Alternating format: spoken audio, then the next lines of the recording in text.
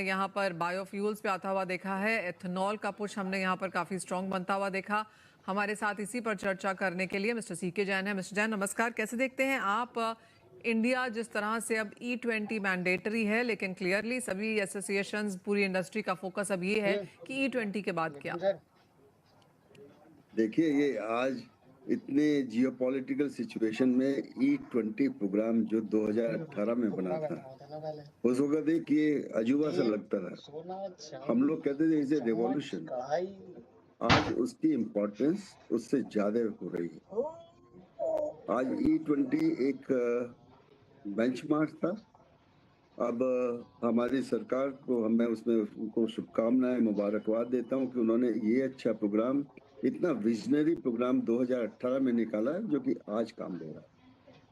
आज हम सरकार हमारी 2025 BIS स्टैंडर्ड करने जा रही है, तो 2025 तक ये हो जाना चाहिए। इसके साथ साथ सरकार ने E85 भी इंट्रोड्यूस करने को कहा है। तो इथेनॉल एक ऐसी चीज है जो डोमेस्टिकली प्रोड्यूस्ड है, 100% डोमेस्टिकली।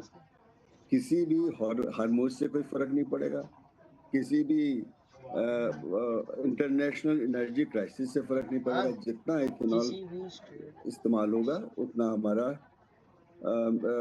रिस्क मिटिगेट होगा। दूसरी चीज ये है कि इथेनॉल के अलावा, सिर्फ पेट्रोल के अलावा, there many other thing which we can do, like government is encouraging that किसी तरह से कुक स्टोव में, जो स्टोव इथेनॉल से चले, जो LPG से थोड़ा बहुत 10-15% वो उसे रिप्लेस कर सकें, उसके लिए भी स्टडी चल रही है।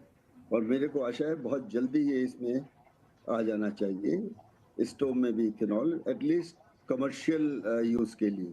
डोमेस्टिक 15 से 20% भी हम लोग रिप्लेस कर पाए, बहुत बड़ी चीज होगी। इसके अलावा कई सारे जी मिस्टर जैन, ऑफ कोर्स बढ़त और पुश यहाँ पर हमने ऑब्वियसली यहाँ आता हुआ देखा है, लेकिन जहाँ तक टेक्नोलॉजी की बात है, जहाँ तक इंश्योरिंग की ये सेफ है, पॉलिसी स्ट्रॉन्गर, बड़ा रोड मैप यहाँ पर, पॉलिसी फ्रेमवर्क आप कहेंगे वो थोड़ा सा यहाँ पर मिसिंग है। लास्ट टाइम जब हमने बात की तो मुझे याद है आपने फ्लेक्सी फ्यूल्स के बारे में भी यहाँ पर बात की थी कि उसकी पॉलिसी में भी कुछ सुना जाना चाहिए। एक्सपेक्टेशन ये था कि शायद पिछले हफ्ते सरकार यहाँ पर E8500 ट्रायल की कोई नोटिफिकेशन निकाल सकती है, लेकिन एज ऑफ नाउ वो भी आता हुआ नजर नहीं आया। नहीं, अब थोड़ा सा सरकार टाइम लेती है। आज सर लोग बिजी हैं वहां से अपने जहाज निकालने में। 2-4 दिन में आपके पास कुछ ना कुछ आ जाना चाहिए। और सरकार बहुत प्रोएक्टिव है इसमें, सरकार का कहीं कमी नहीं है। कई सारे उसमें हर्डल्स होते हैं जिनको वो दूर कर रही है। ऐसा नहीं है सरकार एकदम डंडा लेके सबके पीछे बैठ जाए। कई सारे हर्डल्स हैं, ऑटोमोबाइल मैन्युफैक्चरर्स हैं, सियाम है, BIS है, कई सारी चीजें उन सब से बात करके कर रही है। ये हमें बिल्कुल यकीन है, बहुत जल्दी फ्लेक्सी व्हीकल भी आएंगी, बहुत जल्दी E85 भी होगा, बहुत जल्दी BIS स्टैंडर्ड 25 भी होगा, कुक स्टोव भी आएंगे इथेनॉल के। इसके अलावा SF की भी हमारी चल रही है, उसका भी हमारे प्लान लग रहे हैं कई सारे, तो ICF भी आएगा।